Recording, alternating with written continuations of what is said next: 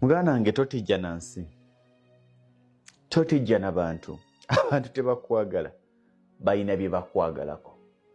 Abantu bangi mu famire abaali obulungi nze banjigiriza, bangi ku be bayamba baboogereranga, bakwata ku baana b'ab'eŋŋanda, bakwata ku baana b'abato baabwe, ku baana b'abakulu baabwe, naye bwe baafunangamu obuzibu batandikanga okuboogereranga bwe bali ababi. Eyo y'ensi mwe tuli. Gw'oyambye olwaliro yagenda okwogerera enkya, sikuganye bayambe, naye olekangawo gaapu w'oyita ng'ensi ekyuse, abantu bazibu. Ogenda kwesitula wekka mukwano, ogenda kukyusa wekka obulamu bwo. Tewali agenda kukwatako, tewali agenda kulumirirwa, tewali agenda kufaako, naye bajja kufa ku ebyo by'olina. Nze waliwo omusajja omumanyi kye yagamba, yali graduation, n'agamba maama, omwana oyo mulungi, ensi emwagala.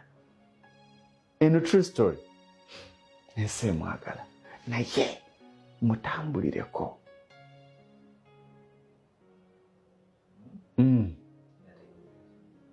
Tugendeko mu ndagu, mbu banyweze obuganzi bw'ennyina n'ako akatono k'ennyinawo. Era ne mbabuuza, era naye kyeyamubuuza, ako kaafunye yakajja mu ndagu. Gwakeera ku makya n'ogenda mu ddogo onyweza omulimu, wamala genda mu ndagu okugufuna.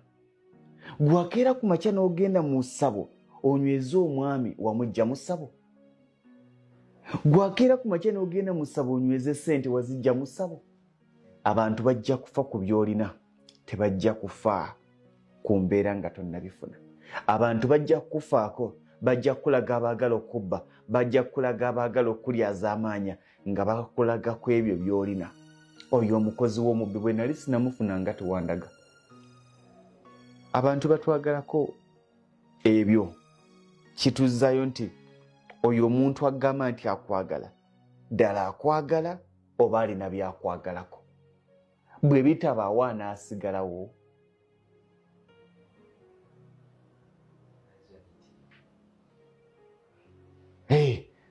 Bwe bitabaawo